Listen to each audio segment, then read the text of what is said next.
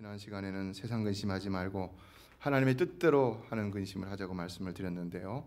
자, 한 주간도 이 말씀으로 승리하셨습니까? 여러분의 삶은 코로나 바이러스 재앙으로 인해서 힘든 점이 많이 있으시겠지만 그러나 여러분의 영혼은 꼭 말씀으로 승리하시기를 주의 이름으로 축원합니다. 지난주 예배를 마치고 성도님들에게 카톡을 보냈더니 이런 내용이 왔습니다. 어느 분이 며칠 동안 심한 두통과 몸이 찢기는 듯한 근육통에 식욕 감퇴까지 와갖고는 코로나 바이러스에 걸린 줄 알았다고 하는데요. 그러나 열이나 기침은 없고 결국 코로나 바이러스는 아니었다고 합니다. 그런데 이런 시기에 이런 증상이 나타나니까 두려움이 몰려왔다는 것입니다. 그래서 기도를 하기 시작했는데 그랬더니 하나님께서 힘을 주셔서 담대히 이겨나갈 수 있었고 이제는 아주 건강해졌다는 이야기를 적어서 보내주셨습니다. 그리고 코로나 바이러스로 인하여 감사한 일들을 몇 가지 적어서 보내줬는데요. 가족애가 더 단단해지고 뜨거워진 것에 대해서 감사를 했고, 또 자녀와 매일 성경 공부를 하면서 그 자녀가 하나님에 대한 마음과 생각을 더 알아가게 되면서 감사하게 됐다고 하고요. 그리고 그래서 지난 시간은 그 자녀와 함께 말씀대로 함께 기도하는 가운데 회개하며 또 다른 분들을 위해서 기도하며 정말로 감사하는 은혜의 시간들을 가졌다라고 이렇게 전했습니다. 그리고 마지막으로 전해주신 말씀은 설교 말씀대로 이 시기에 하나님께서 저에게 보내시는 사랑의 편지, 이게 재앙은 사랑의 편지라고 그랬죠. 이 편지를 통해서 더욱더 하나님의 뜻을 분별하는 사람이 되도록 회개하며 간절히 하나님을 바라보는 사람이 되겠습니다 라는 것이었습니다. 성도 여러분, 하나님은 이 재앙 중에서 어디서나 더 충만하게 역사하시는 줄로 믿습니다. 교회나 다른 곳에서보다도 지금은 가정에서 더 역사하시는 것 같습니다. 그러므로 여러분이 계신 그 가정에서 더욱 하나님의 임재를 느끼시며 더 거룩한 하나님의 가정들로 회복되는 역사를 체험하시기를 주님의 이름으로 축원합니다. 어느 가정은 자녀들과 온 가족이 함께 휴지 2개, 비누 1개, 라면 라면 한 봉다리 저렇게 지금 나오죠 동영상에 캔 참치 또 과자, 우유, 주스, 초코파이 등을 넣어 갖고는 구제 패키지 100개를 만들어 갖고는 교회 협의에 전달하면서 어려운 성도들과 어려운 목사님들 전해주라고 이렇게 했습니다. 이에 저희 당에도 우리도 가만히 있으면 안 되겠다. 그래서 당회원들이 마음을 합하여서 일정에게 구제비를 정해서 메시아교회 이름으로 한인복지센터에 전달해서 한인들 가운데 어려운 분들의 구제비로 사용하도록 그렇게 했습니다. 그러나 저는 이 가족의 이런 일들을 보면서 첫째, 이 가정이 말씀을 듣고 잘 실천하고 있구나. 왜냐하면 지난번에 제가 이 재앙 중에도 사명을 감당합시다 라고 말씀을 드렸는데요, 그걸 실천하고 있구나라는 것을 느낄 수 있었고, 또 두 번째는 이런 가정에서 자라나는 자녀들이 앞으로 훌륭하게 되겠구나 라는 생각을 갖게 되었습니다. 바로 이런 모습이 우리가 우리 자녀들에게 남겨줄 수 있는 좋은 신앙의 유산인 것이죠. 지난주에는 어느 분이 교회에서 예배를 섬기는 교육자들과 또 이 찬양팀원들과 예배위원들을 위해서 그 KN95 마스크 보니까 되게 비싸더라고요. 그 한 박스 가져다 주시고 또 빵도 한 보따리 가져다 주시고 어떤 분은 음식도 해서 주시고 또 어느 분은 한국에서 마스크를 100장을 3중 필터 마스크 100장을 사다가 노인들에게 갖다 드리라고 하시고 또 어느 분은 지나가다가 들려갖고는 또 이렇게 방송에 도움이 되라고 헌금도 해주시고 또 이 위기 가운데서도 참 적지 않은 분들이 새벽을 깨우며 나와서 하나님 앞에 기도하고 오랫동안 기도합니다. 그렇게 빠짐없이 기도하고 가시고 또 주일마다 예배하시는 분들 위해서 음식을 준비하여 공급하시는 분들도 있고 그리고 또 보면은 우리 교회 다들 힘들고 어려운데 적은 것 다 모아서 어떻게 쓰든지 간에 하나님 앞에 예물 드리는 일이 있지 않음으로 인해서 우리가 금액은 좀 줄어들었더라도 70-80%의 헌금이 나올 수 있도록 이렇게 힘쓰고 있는지 참 대단한 믿음인 것 같습니다. 저는 우리 교회 모든 성도들의 마음이 다 동일한 마음이라고 생각을 합니다. 여러분의 이런 마음이 이 어려운 시기에도 교회를 능히 든든히 지탱케 하는 줄로 믿습니다. 그리고 그 마음이 여러분의 삶도 가정도 분명히 든든히 지키게 될 줄 믿습니다. 그러므로 이제는 두려워하거나 염려하지 마시고 늘 전해주시는 말씀 붙들고 기도 가운데 믿음으로 승리하시는 복된 가정들이 다 되시기를 주의 이름으로 축원합니다. 5월은 가정의 달입니다. 그리고 오늘은 어린이 주일입니다. 예, 오늘도 우리는 어린이 주일을 맞아 어린이의 소중함을 다시 생각해 보기를 원하는데요. 오늘 본문은 먼저 제자들의 질문으로부터 시작되고 있습니다. 1절을 다 같이 보겠습니다. 그때 제자들이 예수께 나와 이르되 천국에서는 누가 크니까? 여기서 그때는 예수님께서 제3차 갈릴리 사역을 마치시고 유대로 들어가려고 하실 무렵이었다고 볼 수가 있습니다. 그러니까 예수님이 이제는 모든 이 공생의 끝으로 접어들고 있었다는 것을 알 수가 있는 것이죠. 이에 마가복음 9장을 보면 특히 이때는 제자들이 누가 크냐에 대해서 열띤 논쟁을 하고 있었을 때라는 것을 알 수가 있는데요. 얼마나 열띤 논쟁을 했었는지 나중에 예수님께서 이들에게 너희가 길에서 토론한 것이 무엇이냐라고까지 물으셨던 것을 마가복음 9장 33절에서 찾아볼 수가 있습니다. 그러나 그들은 대답하지 못했다고 그랬습니다. 대답도 못하고 잠잠했다라고 했는데요. 왜 그랬을까요? 그들의 그 논쟁이 합당치 않았기 때문이라는 것이지요. 사실 그렇죠. 교회 안에서도 누가 더 크냐는 문제는 합당치 않은 것이죠. 이 논쟁이 합당치 않은 것은 이제 이들이 예수님이 로마군을 몰아내고 이스라엘을 독립시킬 것이라는 생각에서, 그래서 새로운 나라를 만들 것이라는 생각에서 이런 질문을 했다는 것인데 이들의 생각이 잘못된 것이죠. 오늘날 교회 안에서도 누가 더 크냐는 논쟁은 정말로 무지하고 합당치 못한 논쟁이라고 할 수 있습니다. 그러므로 이러한 사실을 아는 제자들은 부끄러운지 이제는 말을 좀 돌려서 본문을 보면 천국에서는 누가 크니까? 라고 질문하고 있는데요. 여기 천국은 영어 성경을 보면은 The Kingdom of Heaven이라고 그랬습니다. 그야말로 이 땅이 아니라 하늘에 있는 천국이라는 것이죠. 살짝 비껴서 말을 한 거죠. 천국이라고. 이들의 의도야 어떻든지 간에 지금 이들은 저 하늘나라에서는 누가 더 큽니까? 라고 질문을 하고 있었다는 것입니다. 이에 예수님은 제자들의 이런 질문이 분명히 잘못된 동기가 밑바탕에 깔려 있다는 것을 알면서도 이들에게 친절히 대답해 주시고 있는데요. 예수님의 대답은 역시 이 세상 나라가 아니라 이들이 질문한 그대로 천국, Kingdom of Heaven에 대해서 대답하시는 것임을 볼 수가 있습니다. 이에 예수님의 대답은 2절에서 어린아이 하나를 불러 그들 가운데 세우시는 일로부터 시작됩니다. 그리고 3절에서는 이렇게 말합니다. 볼까요? 이르시되 진실로 너에게 이르노니 너희가 돌이켜 어린아이들과 같이 되지 아니하면 결단코 천국에 들어가지 못하리라. 무슨 말씀입니까? 예수님의 첫 번째 대답은 이들의 질문과는 좀 다르다고 할 수가 있는 것이죠.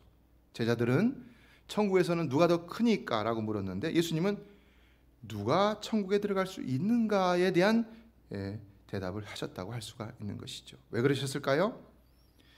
우리는 여기서 이 말씀의 의도를 읽을 수 있죠. 그건 뭡니까? 너희가 천국에서 큰 자가 되려면 먼저 천국에 들어갈 수 있는 자가 되라 라는 것이죠. 그러니까 예수님이 보시기에는 이들의 모습은 아직 천국에 들어갈 수도 없는 모습이었다는 것이죠. 사실은 어린아이만도 못했다는 겁니다. 그러므로 예수님이 통치하시는 나라에서 무슨 자리라도 차지하고 싶으면은 너희는 먼저 어린아이와 같이 되는 것이 본질적으로 중요하다는 아주 충격적인 이야기를 제자들에게 하시고 있었던 겁니다. 이에 주님은 이것을 통해 오늘날 우리에게도 분명히 말씀하신 바가 있는데요. 오늘날 우리도 예수를 믿고 따르면서 가장 먼저 고민해야 하고 또 항상 먼저 고민해야 될 것은 먼저 우리가 어떤 존재가 되어야 하느냐라는 것입니다. 본문을 다시 보면 예수님은요, 너희가 돌이켜 어린아이들과 같이 되지 아니하면이라고 했는데 되다는 말을 썼습니다. 그래서 이 말은 어린아이들과 같이 되어야 한다라는 것입니다. 그걸 강조한 것이죠. 그러므로 누구든지 천국에 들어가고자 한다면, 누구든지 예수님이 통치하는 하나님 나라에서 살고자 한다면 그는 먼저 어떤 존재가 되어야 하느냐, 이것을 더 고민할 수 있어야 한다는 것입니다. 이에 그는 어린아이와 같은 존재가 되어야 한다는 겁니다. 그러면 어린아이들과 같이 된다는 것은 무엇을 의미하는 것일까요? 어린아이들은 어떤 특성을 가지고 있습니까? 주석가들의 일반적인 해석은 순진무구한 특성을 가졌다, 이렇게 이야기하고 있습니다.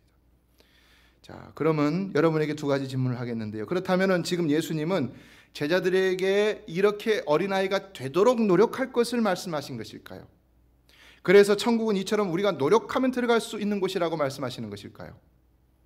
아니죠. 천국은 우리가 노력해서 들어갈 수 있는 곳이 아닌 것이죠. 그렇죠? 그렇다면 예수님은 어떤 의미로 이런 말씀하신 것일까요? 이것은 온전한 존재의 변화를 이야기하시고 계셨다고 할 수 있는 것입니다. 그 존재의 변화는 결국 우리가 어린아이와 같은 존재가 되어야 하는 모습이라는 것인데요, 그래야만 천국 백성이 되어야 한다는 것입니다. 그렇다면 일반 자연인이, 예수 안 믿는 자연인이 어떻게 어린아이 같은 천국 백성으로 변화될 수 있는가? 어떻게 될 수 있다는 것입니까? 예수님은 요한복음에서 말씀하셨습니다. 요한복음 3장 3절을 보면 사람이 거듭나지 아니하면 하나님의 나라를 볼 수 없느니라 라고 있습니다. 성도 여러분, 사람이 어린아이와 같은 천국 백성으로 변화되는 일은 오직 성령을 통한 중생의 역사, 거듭남의 역사가 있어야만 하는 줄로 믿습니다.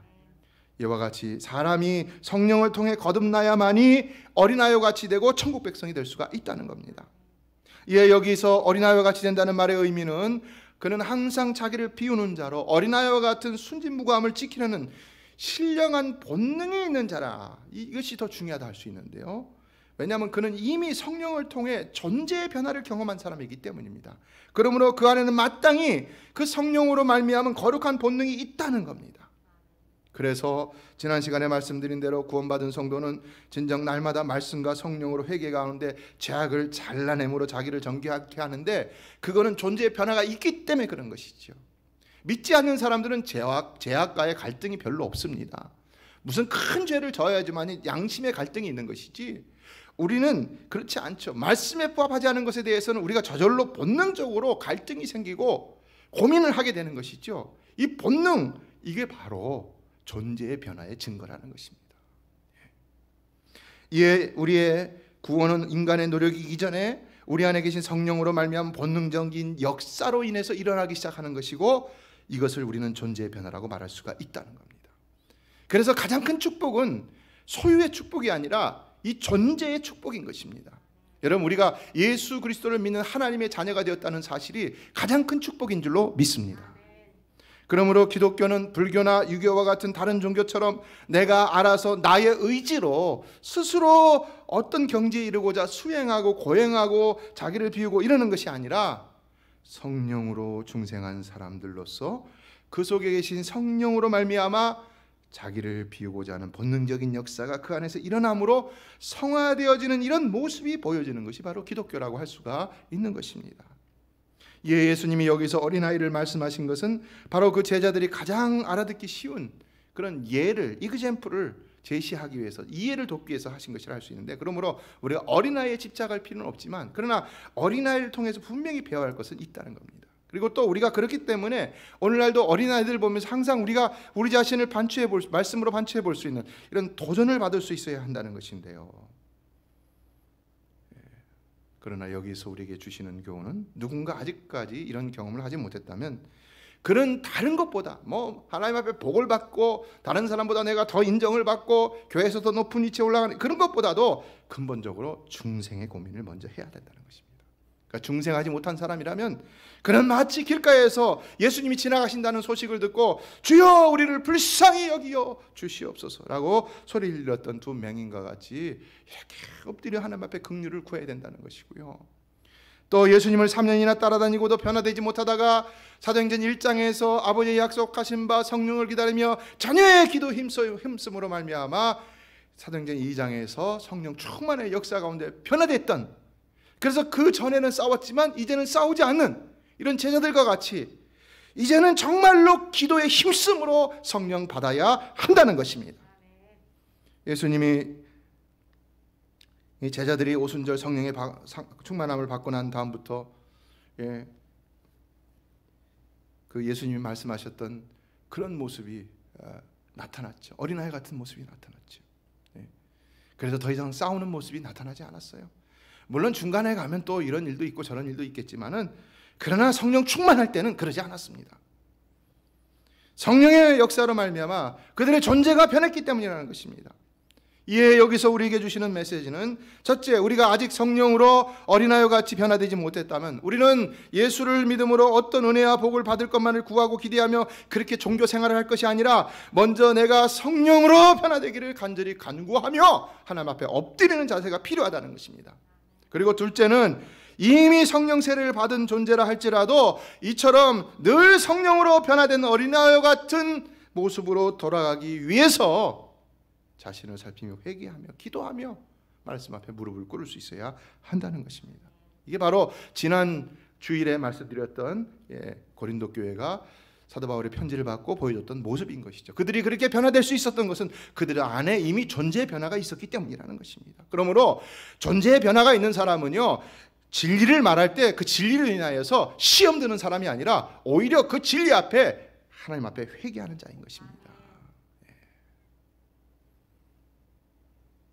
이에 우리가 진정 어린아이와 같은 존재가 된다면 우리는 항상 자신의 연약함을 생각하는 자가 되는데요. 그러니까 나는 연약하다는 거죠. 연약하다는 거죠. 나는 어린아이라는 거죠. 어린아이니까 어린아이라고 얘기하는 거죠. 그러면은 그는 산상수훈에서 예수님이 말씀하신 것처럼 남의 눈에 있는 티보다 내 눈에 있는 들보를 더 깨닫고 빼내고자 하는 자가 되게 되는 것입니다. 이처럼 내가 얼마나 연약한 존재인지를 깨달을 수 있는 사람만이 진정 어린아이와 같은 자가 되어 천국에 들어갈 수가 있다는 겁니다. 그래서 예레미야 선지자도 이런 고백을 합니다. 주님 앞에 그 메시지를 받게 됐을 때 내가 가로되 슬프도소이다. 주 여호와여 보소서 나는 아이라 말할 줄을 알지 못하나이다 그랬어요. 이게 뭡니까? 본인이 아이라는 걸 알았다는 거죠. 근데 우리도 알아야 된다는 것입니다. 아무리 경험이 많은 목사라 할지라도 하나님의 말씀을 전하기 전에 이 강단에 나올 때는 주여 나는 아이입니다. 나는 말할 줄 모릅니다. 주님께서 나에게 말씀을 허락해 주셔야 내가 말할 수 있습니다. 우리가 무엇을 하더라도 찬양을 하더라도 뭘 하더라도 다 마찬가지라는 것입니다. 주님 나는 아이입니다. 어저께 훌륭한 것을 했어도 오늘은 또다시 내가 하나님 앞에 아이로서 설 수 있어야 한다는 것입니다. 예레미야 선지자의 이런 고백은 꾸며낸 겸손이나 혹은 사명을 회피하기 위한 변명이나 꼼수의 말이 아니었습니다. 이것은 정직한 고백이었고 진정한 겸손이었다 할 수 있는데요, 본질적으로 연약한 우리들에게는 겸손이라는 것이 언제나 진정한 고백일 뿐인 것이죠. 그냥 정직하게 얘기하면 크게 겸손인 것이죠. 이처럼 우리의 신앙생활은 언제든 가장 먼저 변화된 존재로서의 내 상태를 근본적으로 살필 수 있어야 한다는 것입니다. 이에 예수님은 두 번째 대답으로 4절에 이렇게 말씀하시는데요, 읽어보겠습니다. 4절 그러므로 누구든지 이 어린아이와 같이 자기를 낮추는 사람이 천국에서 큰 자니라. 이것이 바로 예수님께 제자들이 질문을 드렸던 내용에 대한 대답이죠. 자, 그러나 우리가 여기서 고민해야 하는 것은 이런 것이죠. 그렇다면 3절에서 예수님이 천국에 들어갈 수 있는 자를 언급한 어린아이들이라는 것은 여기 4절에서 말하는 대로 자기를 낮추는 자가 아니라는 것인가? 3절은 겸손이라는 말이 없고 이제 4절에 말할 때만 겸손이 들어가는 것인가? 그게 아니죠.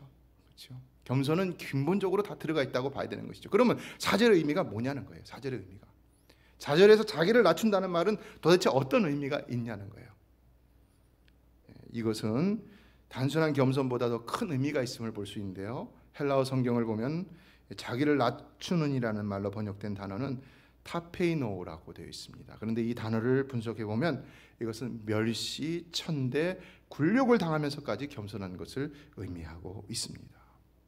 그러니까 여기서 자기를 낮춘다는 것은 장차 예루살렘에서 모욕과 조롱을 받고 저주의 십자가를 지신 그 예수님의 길을 그대로 예수님 말씀하신 것처럼 아무든 나를 따라오든 자기를 부인하고 자기 십자가를 나를 쫓을 것이라. 바로 그게 겸손이라는 겁니다. 자기를 낮추는 일이라는 것입니다. 바로 그렇게 해야지 하늘나라에서 큰 자가 될 수 있다는 겁니다. 그렇게 해야지 하나님께서 그를 위대하게 사용하신다는 것입니다. 그래서 예수님은 이후에 20장을 가서 보면 제자들이 싸울 때 또 이런 말씀하십니다. 너희는 너희가 구하는 것을 알지 못한다. 너희들이 그래서 높아지려면 어떻게 해야 되느냐? 내가 마시려는 잔을 너희가 마실 수 있느냐? 마셔야 된다는 겁니다. 예수님이 마시는 고난의 잔을 너희도 마실 수 있어야 한다는 겁니다. 오늘 우리도 마찬가지죠. 오늘 우리도 진정 주를 위해 어떤 모욕이나 조롱이나 심지어는 저주를 받아도 다 참고 인내하며 겸손히 나의 길이 아니라 그리스도의 길을, 십자가의 길을, 사명의 길을 따라가는 자가 진정 하나님이 인정하시는 큰 자, 천국에서 큰 자, 하나님 나라의 큰 자가 될 수 있다는 겁니다. 하나님은 이런 사람에게 더 놀라운 축복을 주시고 더 놀라운 은혜를 주시고 더 귀하고 훌륭하게 사용하시고 그래서 영원한 상급을 주신다는 것입니다. 이거는 존재의 변화와 다른 것이죠. 존재의 변화는 전적인 하나님의 은혜라 할 수 있다면 이와 같은 것은 상급과 관련된 것인데 여기는 우리의 헌신과 노력이 필요한 것이죠. 그러므로 오늘 우리는 하나님 앞에 영원히 높임을 받고 영원히 존귀 여김을 받고 영원한 상급과 축복을 받으려고 한다면 어떤 모욕과 조롱과 멸시와 천대를 받더라도 십자가만을 생각하며 그 십자가를 기쁨으로 지고 예수를 따라갈 수 있어야 한다는 것입니다. 그래서 우리는 항상 이 고민을 해야 되는 겁니다. 무슨 고민을 할 것이 있습니까? 신앙생활하면서 우리는 항상 이 고민해야 되는 것입니다. 여러분은 어떤 신앙이라고 생각하십니까? 사람을 보지 않고 오직 하나님만 바라보는 신앙이라고 생각하십니까? 정말 그렇습니까? 여기서 어린아이를 이렇게 어린아이라는 단어를 함께 사용하고 있는 이유는 역시 이런 희생적인 겸손함에도 순진무구함이 필요하다는 것이죠. 그 희생적인 겸손함이 순수해함을 밑바탕에 반드시 깔아야 한다는 것입니다. 그래서 우리는 이 말씀을 통해서 우리가 살아가면서 항상 고민해야 될 두 가지를 기억해야 됩니다. 첫째는 늘 변화된 존재의 회복을 꾀하는 것이고요. 그래서 늘 자신을 돌아보며 처음 사랑을 회복하려고 노력하고 성령으로 인해 변화된 모습을 다시 회복하려고 노력해야 되는 것이고요. 둘째는 그에서 더 나아가서 과연 주의 나라를 위해 내 자아를 늘 죽이면서 그래서 어떤 모욕과 멸시와 천대와 억울함을 당한다 할지라도 그리스도만을 생각함으로 그리스도께서 십자가를 지고 가신 것처럼 나도 나의 사명의 십자가를 지고 그리스도 그분을 따를 수 있어야 한다는 겁니다. 그러니까 참된 신앙생활은 옆을 볼 겨를이 없는 겁니다. 예수만 보고 십자가만 보면 되는 겁니다. 믿으십니까? 신앙생활은 근본적으로 이것이 매우 중요한 것입니다. 사실 성경 어디에서도 성도가 이보다 더 중요하게 생각해야 할 고민을 이야기하고 있지 않습니다. 그럼에도 우리는 항상 고민을 하는데 나를 위한 고민을 하죠. 하나님 나라를 위한 고민을 해야 되는데 나를 위한 고민을 합니다. 그렇죠? 내 은혜, 내가 받을 은혜, 내가 받을 축복, 내가 받을 유익, 나의 자존심 이런 것들을 고민을 합니다. 그러나 우린 그래서는 안 된다는 겁니다. 그리고 한 가지를 더 고민해야 한다면 5절로 6절에서 주시는 교훈입니다. 5절로 6절을 읽어볼까요? 시작. 또 누구든지 내 이름으로 이런 어린아이 하나를 영접하면 곧 나를 영접함이니 누구든지 나를 믿는 이 작은 자 중 하나를 실족하게 하면 차라리 연자맷돌이 그 목에 달려서 깊은 바다에 빠뜨려지는 것이 나으니라. 여기서 말하는 어린아이는 분명히 연약한 자이죠. 허물이 많고 실수가 많고 또 약점이 많은 자라고 할 수가 있습니다. 그래서 아직은 성숙하지 못해서 어쩌면 성격도 그대로고 행실도 옛날 모습 그대로 나타날 때가 많이 있고 여러 가지 부족한 점들이 많다는 것인데요. 그러나 이런 사람이라도 주님은 받아들이고 실족시키지 말라고 말씀하고 있다는 겁니다. 1절로 2절의 말씀이 나를 향해 나에 대해서 철저할 것을 말씀했다면 이제는 다른 사람에 대해서 내가 어떻게 해야 되느냐? 이제는 관대해야 된다는 겁니다. 나에 대해서는 철저하고 다른 사람에 대해서는 관대해야 될 모습이 바로 우리 신앙인의 모습이라는 것입니다. 사실 이러기가 쉽지 않죠. 특히 내가 그 사람으로 인해서 받은 상처와 실망감이 클수록 더 그 사람을 용서하고 용납하기가 쉽지 않은 것이죠. 그러나 고민해야 된다는 겁니다. 피하려고 해서도 안 되고 고민해야 된다는 것이고 그래서 이제는 이와 같은 주님의 말씀을 감당할 수 있는 사람으로 변화되도록 노력해야 한다는 것입니다. 그래서 안 되면 기도해야 되는 겁니다. 결심만 할 것이 아니라 기도해야 되는 것입니다. 왜냐하면 우리는 근본적으로 하나님의 도우심이 필요한 존재이기 때문인 것입니다. 결심은요, 내가 그것을 하겠다는 내 의지를 나타내는 것이지만요, 기도는 뭡니까? 하나님이 나로 하여금 그것을 행하게 하게 하여 주시옵소서, 은혜를 주시옵소서라고 간구하는 믿음의 표현입니다.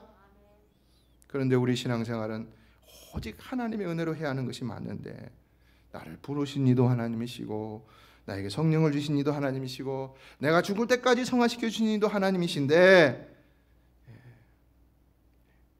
우리가 어찌 기도하지 않고 살아갈 수가 있겠습니까? 구원의 과정은 이와 같이 오직 하나님의 주권적인 역사를 통해서만 이루어 주시고, 그 구원을 이끌어 가시는 하나님, 우리를 끝까지 이끌어 가시는데 그것을 성도의 견인이라고 말하고 있습니다. 교리적으로. 오늘 교리적인 용어 두 가지가 나왔습니다. 하나는 중생이고, 이거는 성도의 견인입니다. 견인. Perseverance of saints. 끝까지 하나님, 여러분 하나님 부르셨다면 끝까지 구원받게 하실 줄로 믿습니다. 그래서 우리는 우리 안에 착한 일을 시작하신 이가 그리스도 예수의 날까지, 마지막 날까지 그것을 이루실 줄을 확신할 수 있어야 하는 것입니다. 따라서 신앙생활에 있어서 하나님의 은혜를 구하는 기도보다 더 소중한 결단과 결심의 과정은 없는 것입니다. 그래서 우리는 기도에 힘써야 한다는 것인데요, 문제 앞에 기도하고 그래서 화만 낼 것이 아니라 도리어 내가 회개하고 돌이켜 남의 허물과 실수도 용납할 수 있는 자리까지 나갈 수 있어야 한다는 겁니다. 본래 하나님이 이런 분이십니다. 허물 많고 죄 많은 우리를 위하여서 하나님이 분노하시면 어떻게 됩니까? 자, 죽는 것이지요. 그런데 이제는 예수 그리스도를 이 땅에 보내셔서 그 예수를 위해 우리의 모든 연약함과 허물과 죄를 다 짊어지고 십자가에서 죽게 하셨다는 것입니다. 이제는 다 받으신다는 것이죠. 그리고 로마서 8장 26절은 이와 같이 성령도 우리의 연약함을 도우시나니 우리는 마땅히 기도할 바를 알지 못하나 오직 성령이 말할 수 없는 탄식으로 우리를 위하여 친히 간구하시느니라. 성도 여러분, 우리는 정말로 하나님의 총력을 기울이시는 전적인 은혜와 주도적인 구원의 역사를 말미암아 온전해질 수 있는 줄로 믿습니다. 그 은혜가 아니면 우리는 온전해질 수 없는 것입니다. 우리의 못난 성격도 고칠 수 없고요, 우리의 부족한 삶의 기술들도 어떤 부족한 약점들, 이런 것들 어디서 커버받을 수 있는 길이 없는 것입니다. 그럼에도 주의 일을 하다 보면 어떤 때는 내가 모든 일에 주도적인 역할을 하게 되는 것을 경험하게 되는데요, 그러나 오늘 말씀에 비춰본다면 우리는 그때 주 앞에 엎드려 회개해야 된다는 겁니다. 그때는 내가 모든 하던 일들을 내려놓고 회개해야 될 때라는 겁니다. 그래서 회개하면 처음에는 화가 나더라도 결국은 다른 사람의 허물과 연약함을 받아들이고 용납하며 그를 위해 기도하고 돕게 되는 것을 경험한다는 겁니다. 그런데요, 이와 같은 예수님의 오늘 본문을 통해서 주시는 세 가지 교훈에 대한 고민이 우리 신앙생활의 근본적인 고민이 되어야 하는 것입니다. 예수님은 이 같은 교훈들을 제자들에게 잘 이해시켜 주시기 위해서 당시 사회에서 가장 천대를 받았던 부류 중에 하나였던 어린아이들을 택하셔서 모델로 삼으셨다고 할 수가 있는데요, 이런 점에서 오늘 우리도 예수님처럼 어린아이를 용납하고 소중히 여길 수 있으며 그를 통해서 우리의 삶을 돌아볼 수 있어야 하는 것입니다. 이번 주일 저희 교회에서는 어린이 주일을 맞아서 사역자들이 일일이 다 선물 패키지를 만들어서 차를 타고 돌아다니면서 직접 얼굴을 보고 선물을 나눠줬다고 하는데요, 정말로 이런 수고에 감사를 드립니다. 말씀을 맺습니다. 우리는 코로나 바이러스로 인해서 집안에 갇혀 있으면서 오히려 더 영적 왜소함을 느끼거나 영적 절망과 좌절을 느끼게 될 수도 있는데요, 그러나 여러분이 작은 자임을 느낀다고 낙심하지 마시기 바랍니다. 도리어 집안에 갇혀 자신을 돌아볼 많은 시간들을 가지며 여러분이 큰 자가 아니며 또 큰 자가 될 수 없음을 깨닫는다고 그렇다고도 실망하지 마시고요, 그러면서 실수와 허물이 많이 발견된다고, 전에는 막 바쁘게 지나니까 이런 거 생각할 겨를도 없었는데 이제는 막 시간을 가지고 이런 것 자기를 돌아보게 되니까 막 자기 연약함이 많이 드러나게 되니까 그것 때문에 절망하지 마시기 바랍니다. 우리 주님은 오히려 그와 같이 연약한 어린아이 같은 자들을 더욱 큰 사랑으로 감싸 안아주시는 줄로 믿습니다. 예수님은 자신을 따라다니던 제자들을 큰 자라고 하지 않았습니다. 베드로든 요한이든 안드레든 다 큰 자라고 얘기하지 않았습니다. 뭐라고 했습니까? 소자, 작은 자라고 부르셨습니다. 예, 이것은 당시 큰 자들이라고 할 수 있었던 유대 종교 지도자들과 차별이 되는 호칭이었다고도 생각할 수가 있는데요. 그러나 예수님이 이런 용어를 사용하신 이면에는 분명히 우리로 하여금 너희는 큰 자로 하나님을 섬기려 하지 말라, 작은 자로 하나님을 섬기라. 큰 자로 나를 따르지 말고 작은 자로 나를 따르라 라는 교훈이 있는 것이지요. 그 큰 자들은 예수님을 십자가에 못 박는 엄청난 과오를 저질렀습니다. 예수님의 말씀을 전혀 받지 않으려고 했습니다. 오히려 예수님을 죽이려고 했으다가 결국 죽이고 말았다는 겁니다. 과연 그들은 구원받은 자들일까요? 큰 자가 되려 하지 마십시오. 하나님이 우리에게 부유함을 주신다면 우리가 은혜로 받는 것이지만 애써서 어떻게 해서든 부자가 되려고 하지 마십시오. 그건 신앙이 아닙니다. 부자가 아니라고 능력이 적다고 높은 위치에 올라가지 못한다고 낙심하지 마시기 바랍니다. 무엇이든지 주신 은혜에 감사하며 살 수 있는 여러분 되시기를 주의 이름으로 축원합니다. 도리어 그러므로 작은 자가 되시기 바랍니다. 지금 큰 자라면 그 자리에서 내려와 작은 자가 되시기 바랍니다. 주님은 약할 때 강함이 되어 주시는 줄로 믿습니다. 분명히 우리가 우리의 있는 자리에서 무릎을 꿇는다면 약할 때 강함이 되시는 그 주의 은혜를 체험하게 될 줄로 믿습니다. 다 같이 기도하겠습니다.